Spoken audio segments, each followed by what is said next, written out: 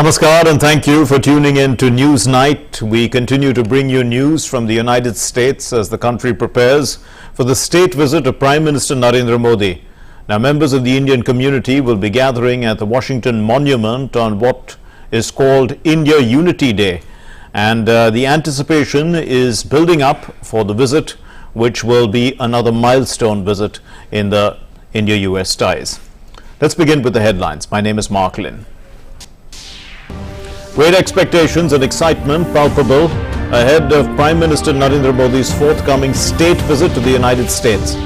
American politicians, prominent citizens and Indian diaspora express eagerness to meet the Prime Minister.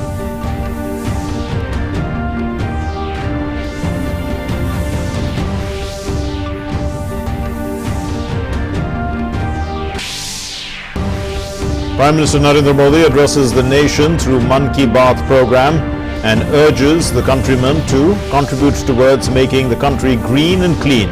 Highlights the importance of Miyawaki method for making cities green, asks countrymen to adopt yoga on life and says June 21 presents a great opportunity to take a pledge to adopt yoga on life. The US Secretary of State Blinken meets the Chinese Foreign Minister Qin Gang in Beijing.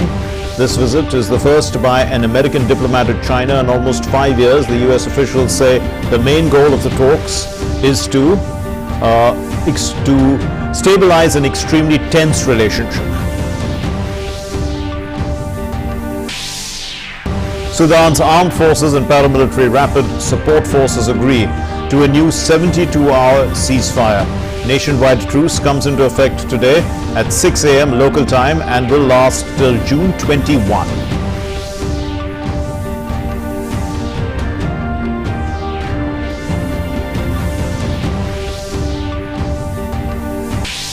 In sports, Satvik Sairaj Reddy and Chirag Shetty, they make history with India's doubles team winning the Indonesia Open final. The pair have defeated Aaron Chia and Woo Yek So in the men's doubles to clinch the Indonesian title in 2023, and they have become the first Indian pair to clinch a Super 1000 World Tour title.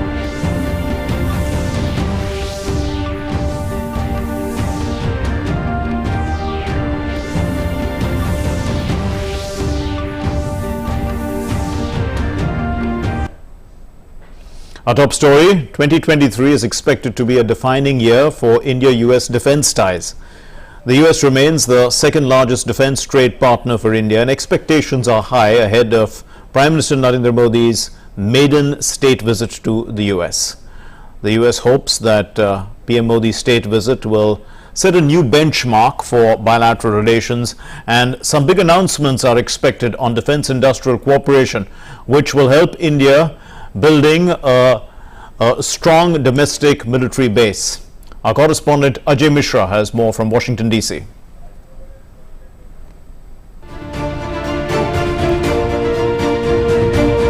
The India-US defense partnership is a major pillar of the strategic partnership between the two countries. Defense trade, joint exercises, personnel exchanges, and cooperation in maritime security have all increased in recent times. Ahead of PM Modi's state visit to USA, the White House said that the US has a significant defense partnership with India and terrific cooperation inside Quad across the Indo-Pacific. It has now been decided to start negotiations on a security of supply arrangement and a reciprocal defense procurement agreement. Today, the US-India partnership is a cornerstone of a free and open Indo-Pacific.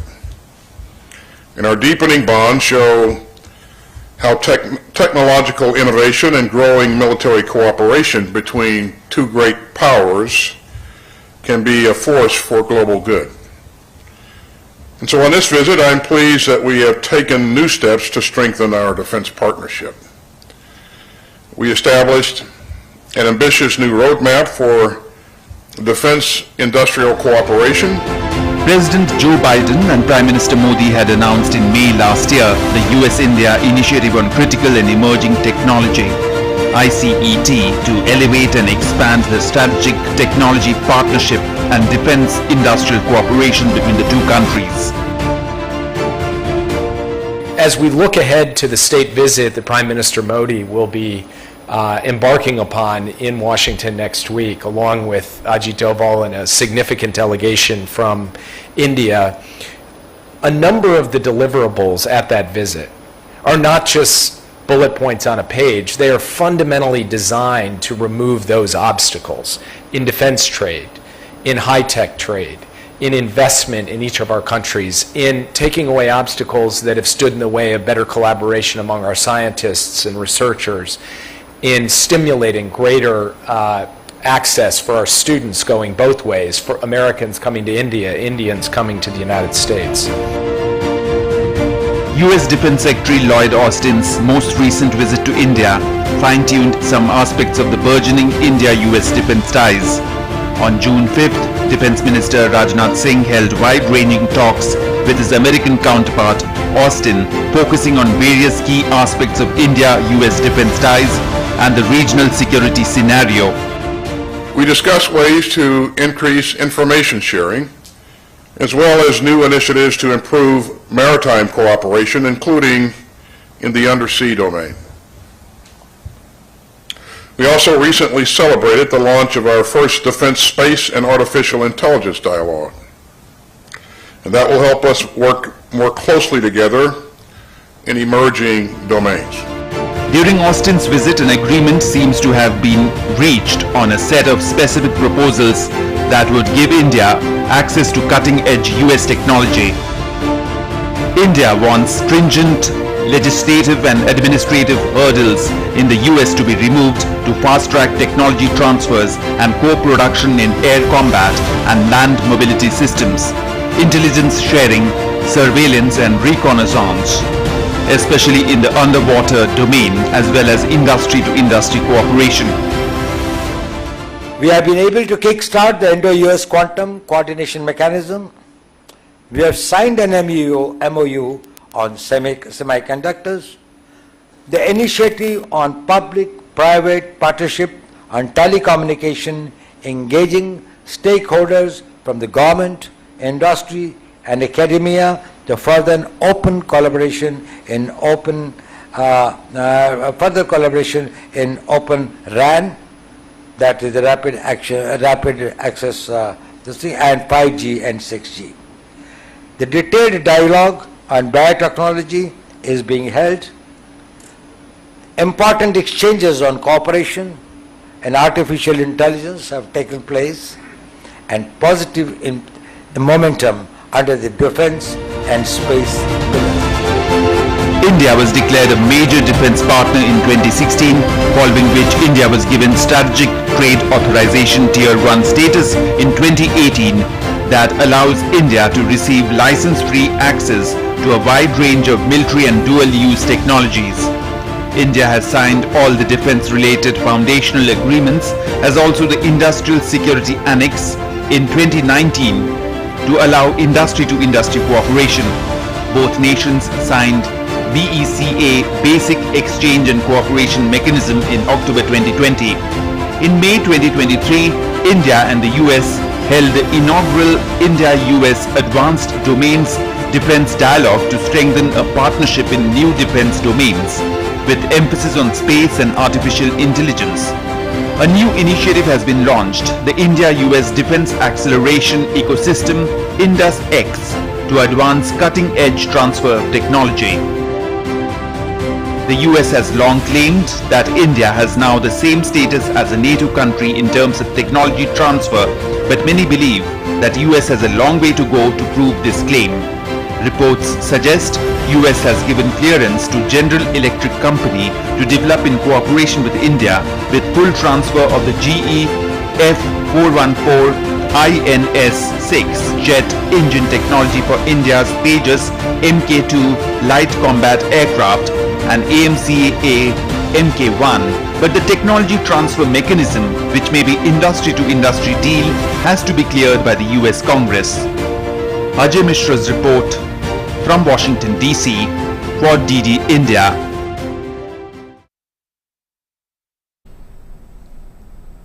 Well, we are joined by Ajay Mishra, my colleague, who is now joining us from Washington, D.C. Ajay, thanks for your comprehensive report, and it highlights the importance of growing defense ties.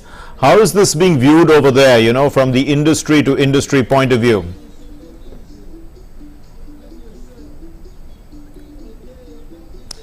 Thanks, Mark, for this opportunity at this very important juncture. Let me start with the fact that the Indian flag has been raised ahead of the White House, and you can see behind me that the people are taking pictures along with the Indian flag. It's a very proud moment for all of us to actually come at the White House and cover this prestigious first state visit to USA. Coming back to the defense, I think it's very important for India and US to come together, and the experts believe that not just the private industry but the government per se is willing to go for the technology transfer, which is very important, and the diplomats which are based in Washington, there are many such reports that US has actually agreed for 100% of technology transfer for the jet engine manufacturing, which is going to be very, very crucial for the Indian defense system. Co-production and co-development of the defense equipments are very important, and going forward, I think there will be many more manufacturing companies from USA, maybe Boeing, Lockheed Martin. These kind of companies will come to participate and manufacture the defense equipments into India and actually use India as a base for their exports. That's point number one. Secondly, okay, Mark, the drones which are manufactured in USA are of very good quality, and is getting huge competition from the drones made in China and yes, and those from Israel. Yes. So I think US government is trying very hard to actually strike a deal between Indian manufacturers to transfer the technology and co-produce these drones, and we may expect some kind of a big deal out of this drone industry, because it's yet very emerging technology in India. India has a great focus on it. So jet engine and the drones are two major focus that immediately I can see here at the ground in Washington, D.C. Okay, so jet engines and also drones. But tell us more about the gathering for the Indian Unity Day at the Washington Monument, and you were also talking about all the excitement that's building up. Put that into context for us. So absolutely, I think half an hour from now, here behind me is the National Monument, from where this unity rally will continue. I think there are more than 50 places in the United States. These kind of rallies has been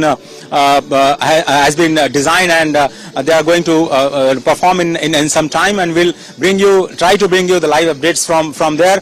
I understand that for the very first time, the lounges of White House has been opened for the Indian diaspora. More than 10,000 Indian diaspora have actually registered for this state dinner with the White House officials, and also there is a very important community engagement event at the John F. Kennedy Center, and I'm sorry, it's a Ronald Reagan Center where the community event is going to happen. It has a sitting capacity of almost 3,000 people and a standing capacity of 5,000 people. But more and more Indians are asking for the registration, because it has been closed for as there is no vacancy for more people to accommodate. So yes, the excitement is getting build up here in Washington, but first the focus is in the New York, and many are queuing up for the yoga sessions on the International Day of Yoga here in Washington too. But we'll surely try and connect to the Indian diaspora when Prime Minister Modi arrives here on the same day, which is the 21st of June here in Washington, and immediately will come to the White House lawns for an informal meeting, followed by several rounds of formal meeting with the President Biden. Mark. Right, Ajay, do stay with us. We are going to bring in our guests. So we are going to have the discussion in focus now, and we'll come back to you in the middle of the discussion. So we are bringing in our guests now, and our focus point is this. We are talking about huge anticipation before Prime Minister Modi's state visit to the USA. Huge anticipation before PM Modi's state visit to the United States. And joining us in this discussion are Ambassador Meera Shankar, who has served as India's ambassador to the United States, and also Dr. Rajan Kumar, who's from the School of International Studies, JNU. Thank you very much, both of you, for being with us. Ambassador Meera Kumar, the U.S. is willing to remove obstacles to allow smoother defense and high-tech trade. In fact, that's what Jake Sullivan had said here last week. So what are your expectations in terms of, this kind of relaxation?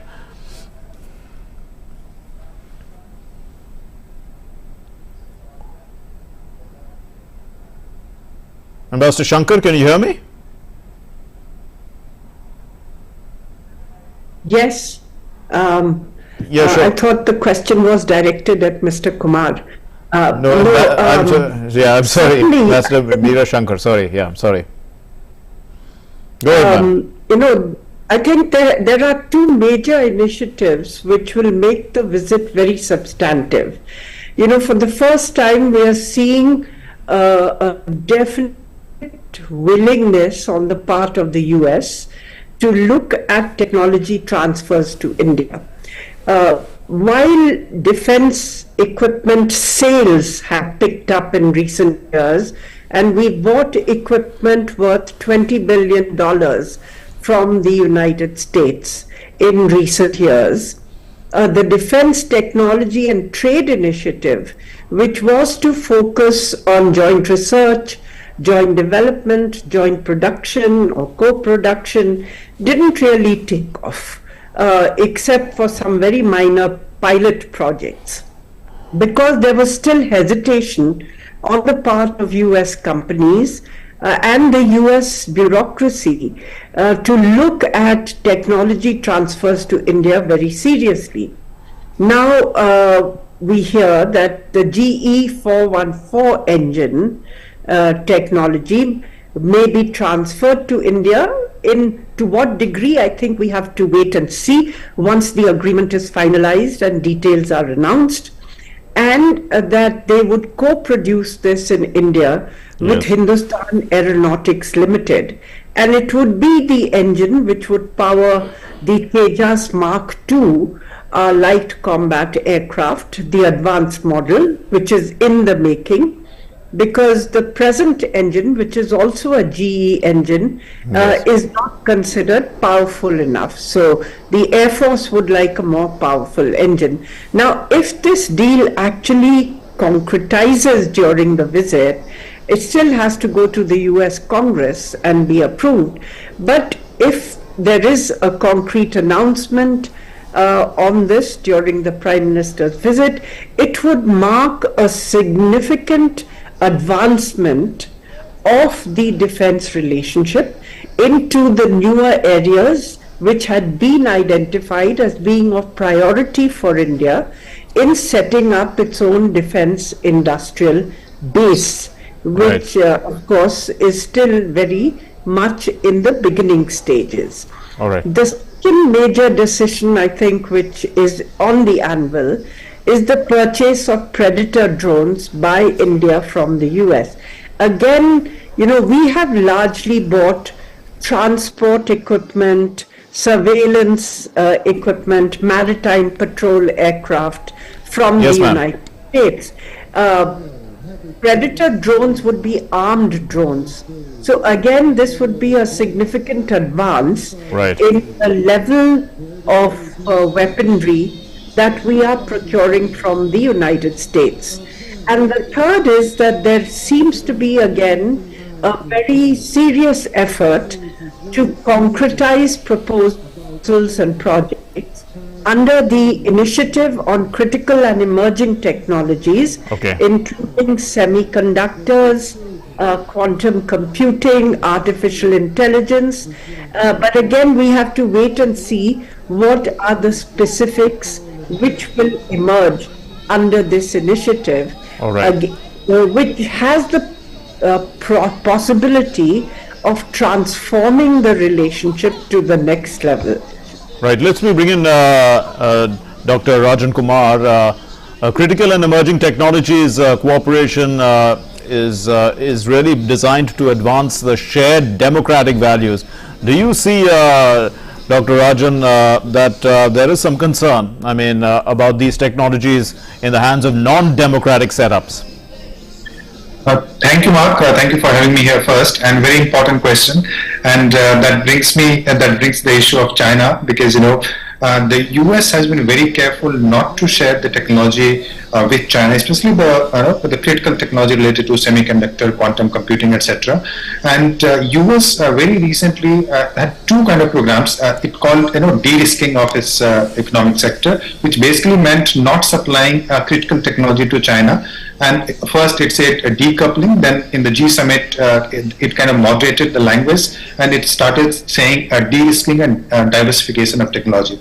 So basically, and in China, if you see the Chinese literature or Chinese writings, so they are saying US is trying to create a chokehold, trying to choke the technology sector of China. So in that context, this the transfer of critical technology, that becomes extremely important. And as far as India-US relationship is concerned, yes, is getting the technology, partly because India is a democracy, or US treats India as a very important democracy in counterbalancing China. And that's exactly the reason why India is willing to share the technology with India and not with other countries. Russia is ruled out anyway, but also not with China and other authoritarian states. So yes, technology sharing in that broader ecosystem of democracy becomes important. And this widget I consider important for 2-3 reasons. One, because there is a larger geopolitical convergence on the issue of geostrategic issues, number one. And also that as Ambassador rightly pointed out, ma'am, and that critical technology, defense technology, and there was a building block already there. For instance, we had Limova in 2016, Comcasa in 18, and then Beka. So the building blocks were there, and now we have started seeing some of the transformation of those kind of agreements into real transfer of technology. And to the specific technologies which are being, one specific technology would be shared, the jet engine for the Tejas that Madam rightly pointed out, and also US is willing to provide the drone to India. And the same kind of technology United States would not share with China or some other authoritarian states which are not in good terms with the United States. So in that context, this democracy factor becomes really important. But the focus in this would be on defense, and since this is a state visit, first time in 9 years to an Indian Prime Minister, although other leaders were invited. For instance, South Korean leader was invited earlier, French President was also invited as a state visit, but for India this is the first in 9 years, so that becomes very important. Yes. And there are a large number of issues which are going to be discussed, but defense and technology, these are the two turning points or the watershed moments in the relationship of two countries. Okay, Ajay, the process of collaboration is to bring together CEOs, even universities, thought leaders and things like that, to create a sort of a nucleus of ideas to take them forward. How is this actually worked out on the ground? I mean, what do you see? I mean, is there some output that you can tangibly see over there?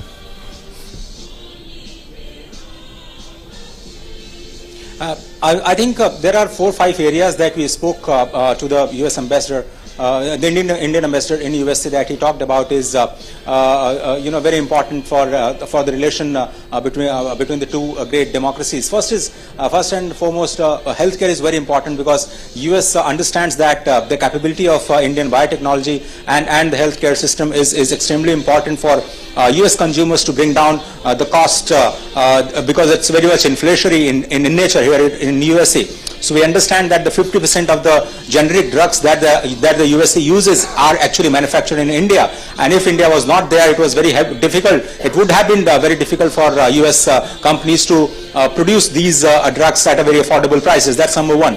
As far as the rotavirus is concerned, where the cost of vaccine production was at $60 for USA, India made it in just $1. So look at the cost competitiveness and efficiency that the Indian healthcare system is bringing to the US economy. There is a huge expectation from the healthcare. Second is education, because STEM is one area where most of the students are focusing here. We are also focusing on the newer technologies. So 2 lakh plus Indian students are there in USA, and any kind of collaboration in knowledge economy and education are going to be very critical and important for Indian students and Indian diaspora in general.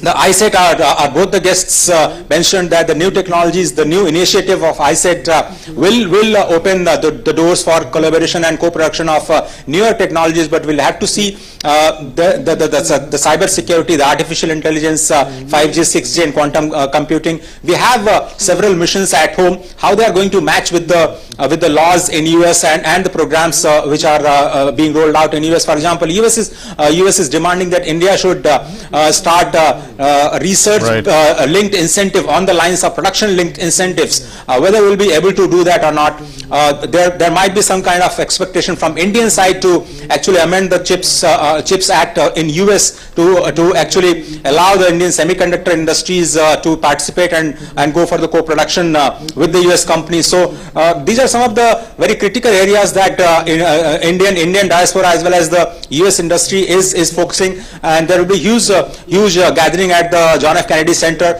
where the US and Indian CEOs will participate in the very important meeting with the Prime Minister, and we hope that some kind of collaboration on the business to business side is going to be announced. But it's there are two important stakeholders. First is the business side and second is the government. So the both sides are looking for ease of doing business and cutting down the bureaucratic hurdles when it comes to ease of doing business in both the great economies. Mark.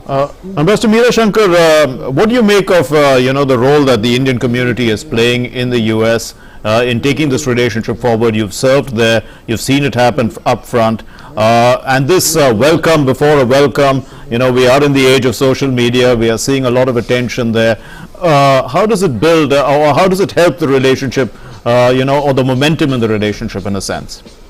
Look, the Indian American community, even though it's relatively small in number, 4 million or so, it has an outsized influence in terms of US public life because they are wealthy, they are willing to contribute, they are willing to participate, and so they've become an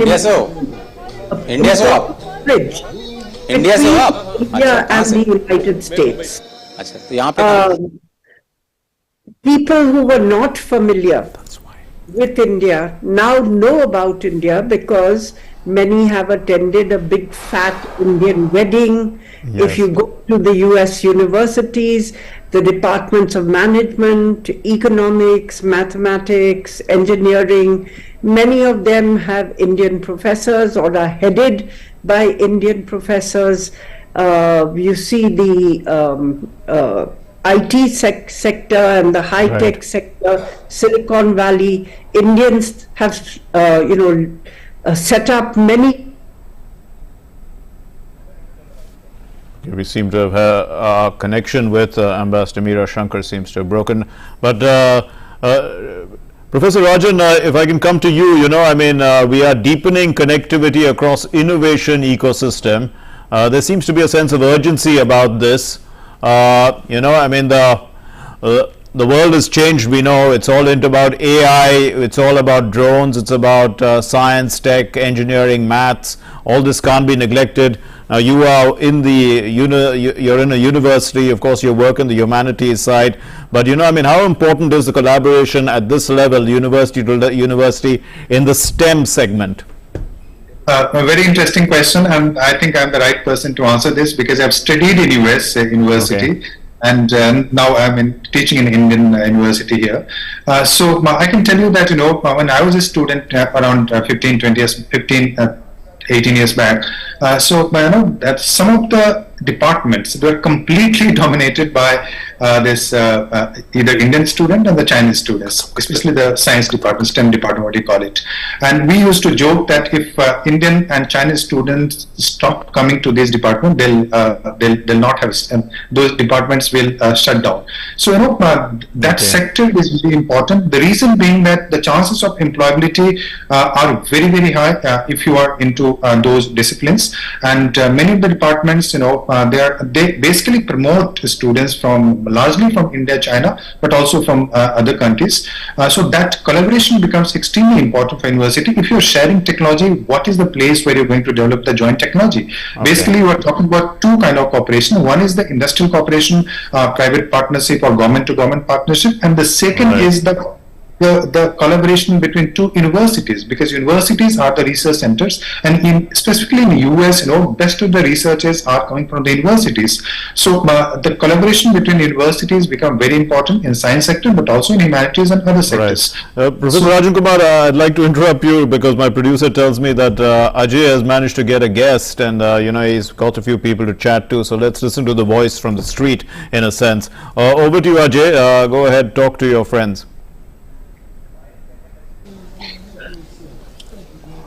Thanks very much, Mark. I've just, welcomed Mr. Omkar, who is from Mumbai and is working as a consultant with PwC. Omkar, thanks very much. For the community, what does it mean for the community here in Washington and in New York, as far as the PM's state visit is concerned? Absolutely. I think we are very excited. I think I speak for most Indians who live abroad, in the US or otherwise. We want to see the country do better. We want to see the country grow, and I think the Modi government has done very well. I think the international branding has been very well. So, really look forward to it. When I see an Indian flag in front of the White House, it makes me very proud. So really, definitely looking forward. How did it happen that you landed in New York, and what exactly do you do, and what's the feeling in the student community per se, if you can share with us? So I moved here 4 years ago as a student. I lived in Washington DC for 2 years. I was in Georgetown, and then I've been working in New York for 2 years. And I think it's divided. I would say there are people who are huge supporters of Modi ji, and they like the work that he's doing. You call it digitization, you call it infrastructure, railways. Every time we watch the news, there's something new happening. But there is also this alternative view which you find in Western newspapers about human rights, or you read about. But do you think that the students want more visas to be opened up, for example, for facilitation of the students out here? That's the main issue. Oh yeah, absolutely. I think Dr. Jaishankar also has mentioned this many times. I end up watching his news, his speeches a lot. The Indian community here is huge, whether it's students or working professionals or otherwise, and I think mobility of people is something everyone is looking for. Even the H-1B visa is a lottery, which probably 90% of these advanced degree holders are Indians. So definitely. People want to come here, people want to work here. Right, Ajay, I think we'll have to leave it there. Thank you for the opportunity, and great that you are doing great here. Yeah, Mark, yeah. Yeah, we'll have to leave it there. I think we've run short of time, but we've covered enough points, I think, to get a feel of the anticipation. I'd like to thank Ambassador Meera Shankar and Dr. Rajan Kumar for also enlightening us on the depth of this relationship and also the breadth of it. Thanks very much, both of you, for being with us too. And now moving on to our next story. In fact, the Indian diaspora in the United States, as we know, is all excited ahead of the mega yoga event as well. That's going to be held on the lawns of the UN, the UN headquarters, North Lawns, in fact, on International Yoga Day, the 21st of June 2023. Here are some reactions.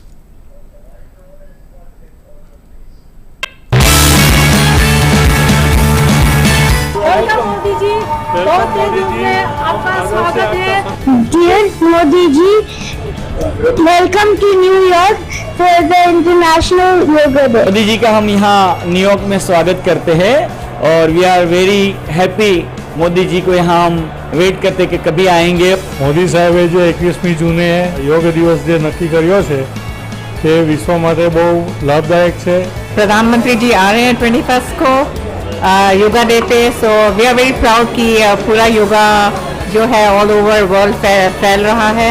For the first time we are hearing US and all over the world the people talk about yoga, one of the main things for happiness and health. I'm glad that Modi is propagating this not just within the country but all across the country and all across the world. Take great pride in Modi coming to visit the US and visit the White House, meet the president, especially for International Yoga Day, to spread the message of yoga, our culture, and our heritage across the world. Well, Prime Minister spoke about sports, health, yoga and Cyclone Biparjoy. As far as the cyclone is concerned, the Prime Minister gave credit to the collective efforts of people for overcoming any serious damage in places where the cyclone made landfall. He also referred to the Japanese technique of Miyawaki to make cities more green in Mann Ki Baat. Here's our report. Prime Minister Narendra Modi addressed the nation via 102nd edition of his Mann Ki Baat. Prime Minister touched upon a number of issues including sports, health, yoga and recent cyclone. Prime Minister Modi acknowledged the fact that collective efforts of the people of India have the power to overcome every obstacle, referring to the cyclone that passed few days back. कठिन से कठिन चुनौती हो, भारत के लोगों का सामूहिक बल, सामूहिक शक्ति हर चुनौती का हल निकाल देता है। अभी हमने 2-3 दिन पहले देखा कि देश के पश्चिमी छोर पर कितना बड़ा साइक्लोन आया। तेज चलने वाली हवाएं, तेज बारिश, साइक्लोन बिपरजॉय ने कच्छ में कितना कुछ तहस नहस कर दिया, लेकिन कच्छ के लोगों ने जिस हिम्मत और तैयारी के साथ इतने खतरनाक साइक्लोन का मुकाबला किया, वो भी उतना ही अभूतपूर्व है। Prime Minister Narendra Modi talked about efforts to make our cities green. In this regard, he gave example of a unique Japanese technique known as Miyawaki. It helps with mass forestation in cities and towns. Akira Miyawaki was a Japanese botanist and an expert in plant ecology who specialized in seeds and natural forests. हम अपनी चीजों से प्रेम करते हैं और नई चीजों को आत्मसात भी करते हैं। इसी का एक उदाहरण है जापान की तकनीक मियावाकी। अगर किसी जगह की मिट्टी उपजाऊ नहीं रही हो तो मियावाकी तकनीक उस क्षेत्र को फिर से हरा भरा करने का बहुत अच्छा तरीका होती है। मियावाकी जंगल तेजी से फैलते हैं और 2-3 दशक में जैव विविधता का केंद्र बन जाते हैं। अब इसका प्रसार बहुत तेजी से भारत के भी अलग अलग हिस्सों में हो रहा है। मियावाकी जंगलों को किसी भी जगह, यहां तक कि शहरों में भी आसानी से उगाया जा सकता। अब तो ये टेक्निक पूरी दुनिया में पसंद की जा रही है। सिंगापुर, पेरिस, ऑस्ट्रेलिया, मलेशिया जैसे कितने ही देशों में इसका बड़े पैमाने पर उपयोग हो रहा है।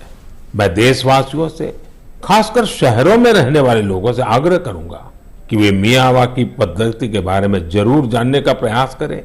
इसके जरिए आप अपनी धरती और प्रकृति को हरा भरा और स्वच्छ बनाने में अमूल्य योगदान दे सकते हैं। Let us understand about Miyawaki method. Miyawaki technique is used to create dense forests with native plants. Examine the soil texture and measure biomass. Examining soil texture is essential as it helps determine fertility, water retention, percolation, etc. Select native species for plantation. A forests must select the native plant species and identify their genus, height and influence on nature. Foresters must allocate those plants in layers depending on all the above factors. Prepare the ground and equip the forest area before starting the planting process. A forest must inspect the ground to determine the possibilities and practicality of this project. The soil of this area must be clean from any debris and weed.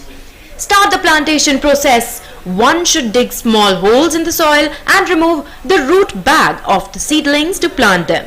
He must put these saplings in those holes and lightly level the soil around them. Take care of the forest for the next 3 years. Monitoring the forest involves watering it daily, cleaning the weeds and plastics and maintaining proper drainage. Foresters must maintain the mulch level and keep changing it for a minimum of 1 year.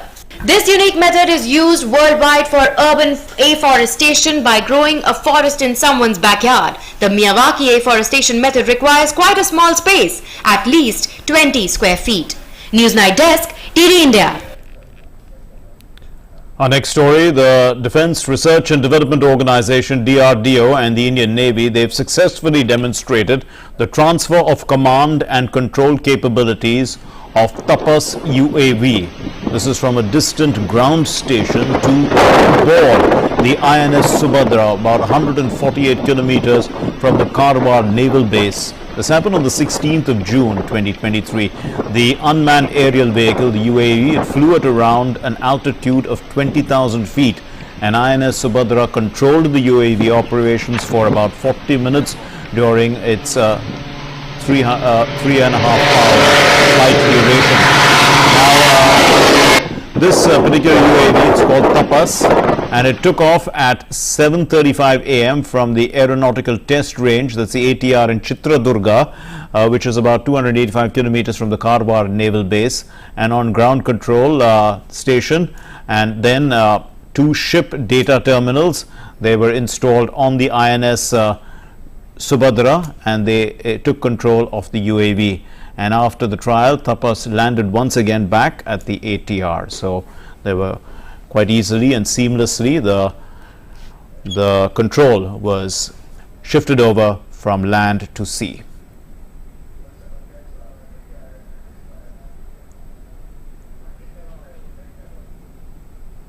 And going back to our story on the Prime Minister, my colleague Sakal Bhatt, she captures the excitement in the faces of the Indian diaspora. She talked to some of them at Times Square in New York. The iconic Times Square in the heart of New York City has come live once again.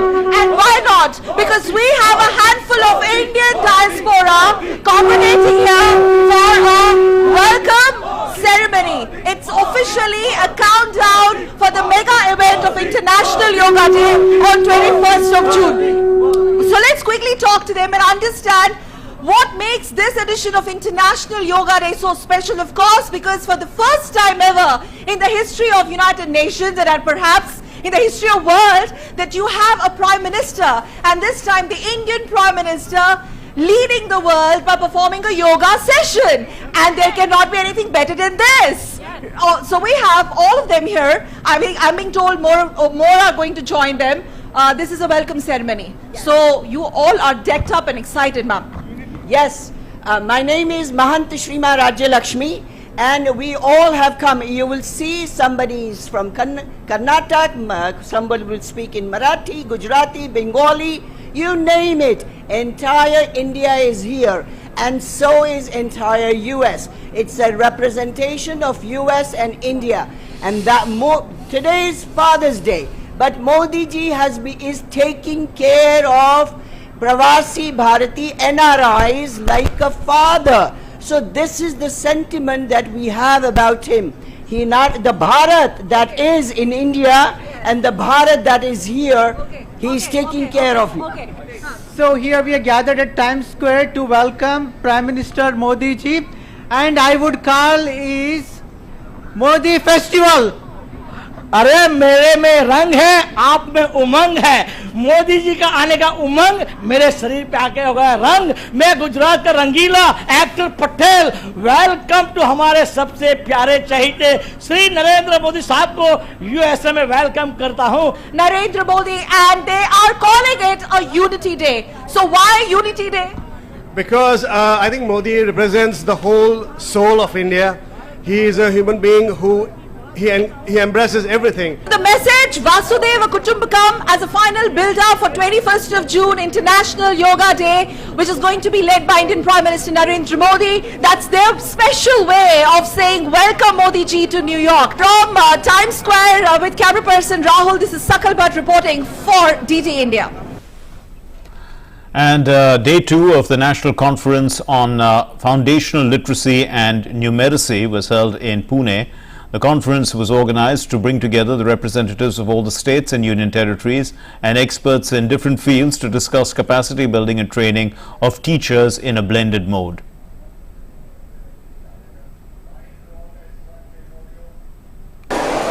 NEP talks that every teacher must undergo 50 hours of continuous professional development. But this training needs to be structured differently for different states because our needs are different. We teach in different languages. So that is why we are having this national conference to discuss and to also ask the states to present their best cases, because many states are doing very interesting experiments. So they'll be sharing with all of us. Well, the U.S. Secretary of State Anthony Blinken arrived for a meeting with China's Foreign Minister Qin Gang. This happened Sunday, and it's the first visit by the top American diplomat to China in several years, 5 years in fact, amid frosty bilateral ties and dim prospects also for any breakthrough on a long list of disputes between the world's two largest economies. Now, Qin Gang greeted Blinken and his group at the door of a villa in the grounds of Beijing's State Guest House as the two made small talk in English before shaking hands in front of a Chinese and an American flag. And U.S. Secretary of State Anthony Blinken's trip to China is being closely watched for signs that the two sides can resume communication channels and stop ties from deteriorating any further. Patrick Falk has more on this story from Singapore.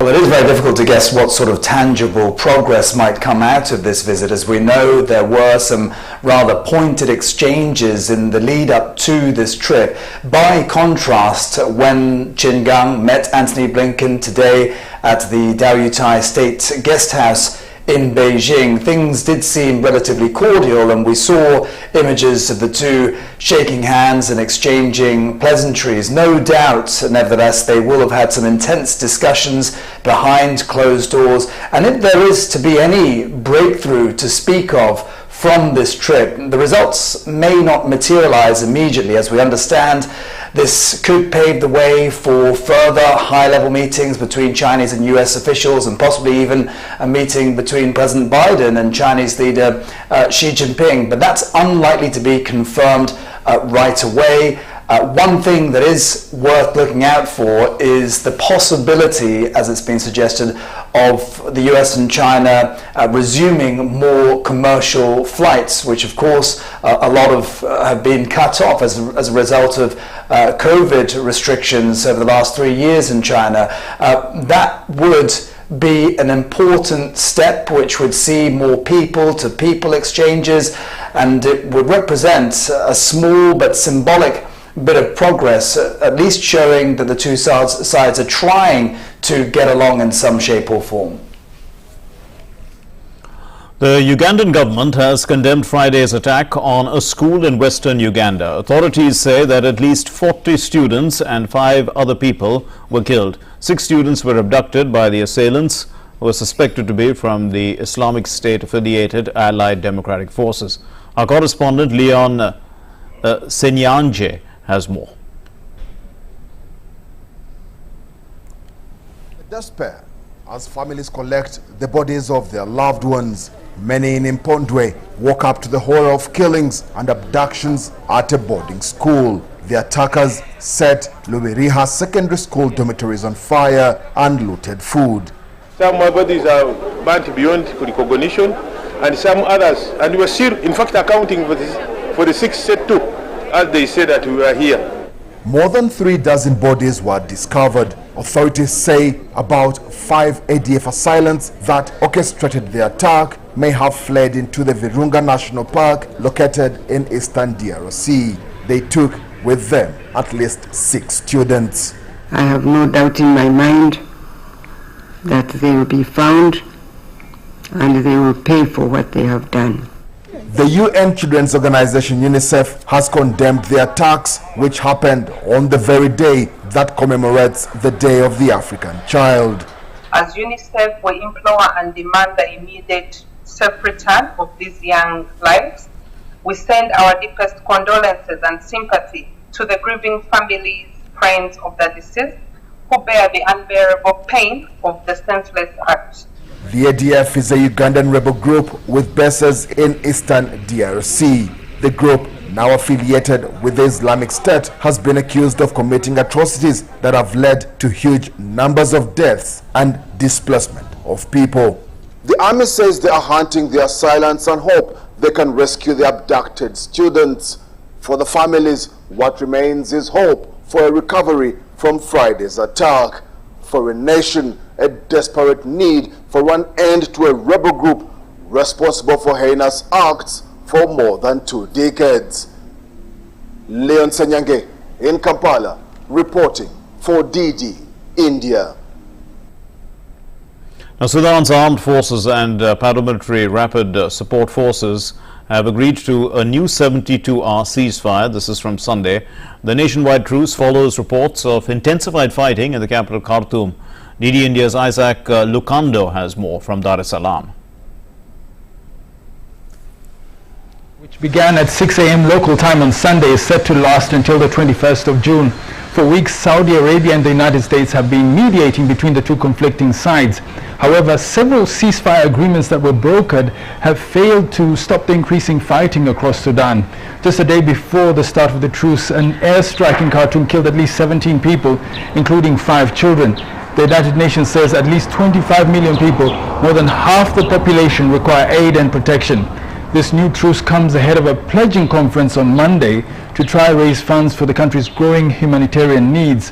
The mediators are asking the two sides to refrain from seeking military advantage during the ceasefire and allow the unimpeded movement and delivery of human assistance throughout the country. Fighting broke out in mid-April this year between rival generals Abdel al-Burhan of the Sudanese army and his former deputy, RSF's Mohamed Dagalo, both seeking to control Sudan.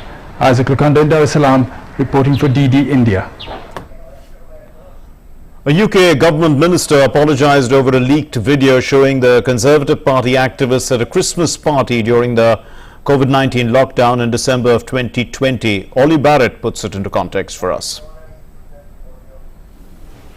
Well, Cabinet Minister Michael Gove says he acknowledges that the video is, in his words, terrible. He says he apologises unreservedly, and he says he understands why people will be extremely angry. The Conservatives say that 4 people have been disciplined over the gathering. It is an event that was previously known about. We had previously seen photographic evidence of this particular gathering, but the new element is this video that's been leaked to the UK media, which does show Conservative activists dancing, drinking, gathered indoors in groups. The Metropolitan Police say that they are aware of the video. They say they are considering it. The police did actually investigate this gathering last year, but they didn't at the time issue any fines over it. The event which we are seeing in the leaked video relates to December of 2020, and at that point in London, socialising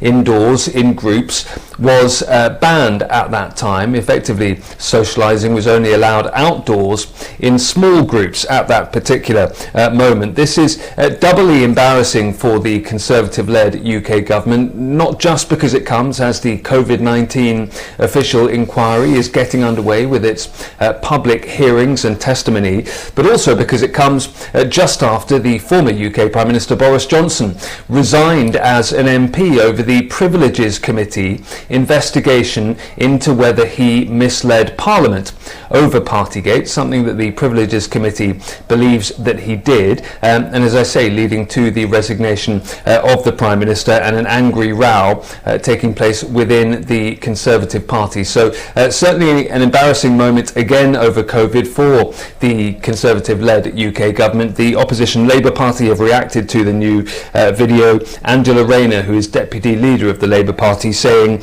the Tories think it's one rule for them and one rule for everyone else. Ollie Barrett in London, reporting for DD India. Well, Russia's defense ministry said on Sunday that its forces had repelled a series of Ukrainian attacks across 3 sections of the front line, where it said Ukraine was pressing most actively in Zaporizhia region. Now, this statement did not mention the settlement of Pyatkatki in Zaporizhia, which is a Russian-installed official, where a Russian-installed official said earlier that it had been taken by Ukraine. Over the past 24 hours, the armed forces of Ukraine continued their attempts to attack the Zaporizhia, South Donetsk and Donetsk directions. The most active actions took place in the Zaporizhia direction.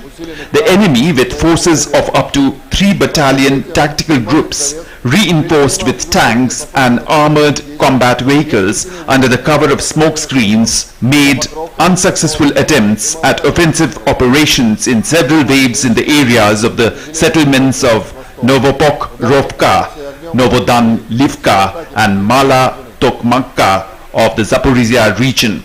With competent and decisive actions of the units of the group of forces Vostok, airstrikes and artillery fire, all enemy attacks were repelled. Tens of thousands of Israelis took to the streets on Saturday to protest against Israeli Prime Minister Benjamin Netanyahu's proposal for a judicial overhaul. Drone footage showed thousands of people gathered, in fact tens of thousands of people gathered for this protest in Tel Aviv. For 24 weeks, protesters have persisted with their weekly mass demonstrations against Netanyahu's proposed judicial overhaul that would give politicians greater sway over selecting judges. A quick look at some sports news. Well, India's men's doubles badminton pair, they are Satvik Sairaj Reddy and Chirag Shetty. What did they do? They've created history because they defeated the second-seeded Malaysian pair of Aaron Chia and Woo Yik So. They won 21-17, 21-18 and claimed India's first ever BWF Super 1000 World title, a World Tour title, in the final of the Indonesian Open, which was being played in Jakarta on Sunday.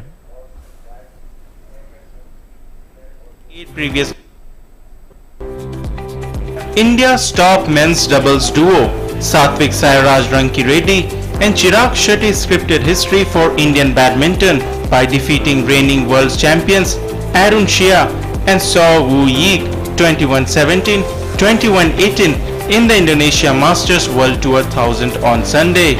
The world number 6 Indian pair had faced defeat against the Malaysian pair on 8 previous occasions.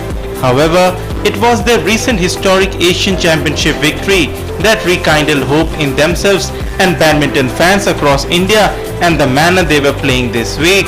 Arun Shia and Shaw Woo Yik are also the reigning world champions, however, could not counter the strategy the two Indians had laid out for them. Before this tournament, no Indian pair had ever gone beyond the semi-finals in a BWF Super 1000 World Tour event.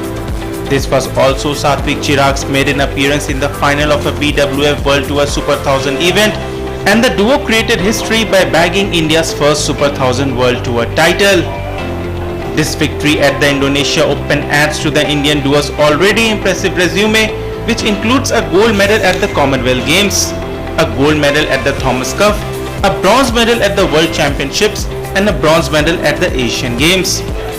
Only the Olympic medal is now missing in the decorated trophy cabinet of Satvik and Chirag, who have also won title at all levels on the BWF tour, from 300 to 1000. Satvik Chirag have won a men's doubles trophy at each of these segments: Super 1000, Super 750, Super 500, Super 300 and Super 100. The world number 6 pair that won the Badminton Asia Championship gold medal earlier this year was going through a lean patch, losing in the first round of the Singapore Open and bowing out in the second round of the Thailand Open after their ordinary outings in the Sudirman Cup. However, they have also bounced back with a sensational victory, beating their nemesis Arun Shia and Shaw Woo Yi for the first time in 9 meetings on the tour. Sports Desk, DD India. And on that happy note, we conclude News Night for tonight. Thank you very much for spending your evening with us. Namaskar.